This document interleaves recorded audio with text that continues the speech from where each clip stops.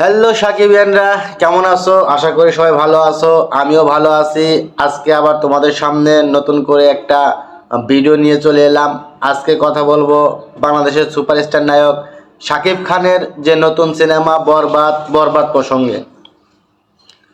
Already Shakib Khan সময়কালকে একটি সাক্ষাৎকার দিয়েছে। সেখানে শাকিব খান নিজেই বলেছে যে বরবাদ সিনেমা হতে যাচ্ছে বাংলাদেশের সিনেমার সব থেকে বিগ বাজেটের সিনেমা এবং সব থেকে বড় স্কেলের সিনেমা হচ্ছে বরবাদ। দর্শকরা সিনেমা হলে গিয়ে তৃপ্তি নিয়ে ফিরে আসবে, এরকম একটাই অ্যানাউন্সমেন্ট বা এরকম একটাই সাক্ষাৎকার সময় কালকে দিয়েছে সুপারস্টার শাকিব খান।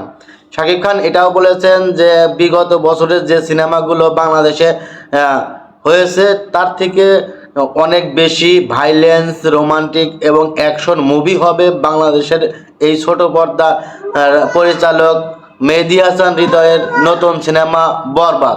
ছোট পর্দার মেহেদী হাসান হৃদয়ের নতুন এই পরিচালনায় তার প্রথম সিনেমা বরবাদের মাধ্যমেই সে বাংলাদেশকে এবং তার এই পরিচালনা কেরিয়ার সব থেকে বিগ বাজেটের সিনেমা তৈরি করেছেন পরিচালক মেহেদী হাসান হৃদয়।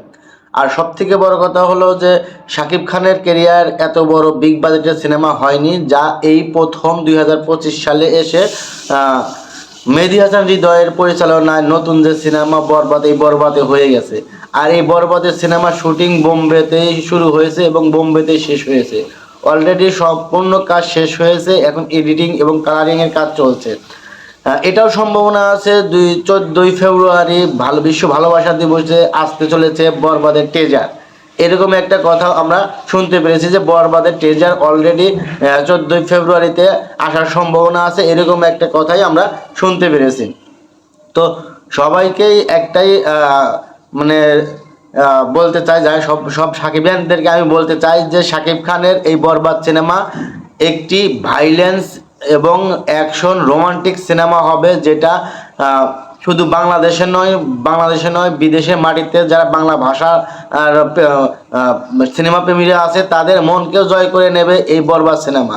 এরকম একটাই আশাবাদ আমরা ব্যক্ত করছি, বা শাকিব খানের মুখ থেকে এটাও শুনতে পারছি যে দেশ ছাড়া দেশের বাইরে যারা বসবাস করে বা দেশের বাইরে যারা রেমিডেন্স যোদ্ধারা আছে তাদের কাছেও এইটা খুব ভালো একটা সিনেমা হবে। যারা সিনেমা হলে থেকে বের হবে এবং তারা তৃপ্তি নিয়ে বের হবে এই সিনেমা দেখে, এরকম একটাই কথা আমরা শাকিব খানের শাকিব খানের কাছ থেকে আমরা শুনতে পেরেছি, যেটা সময়কালকে জানিয়েছে।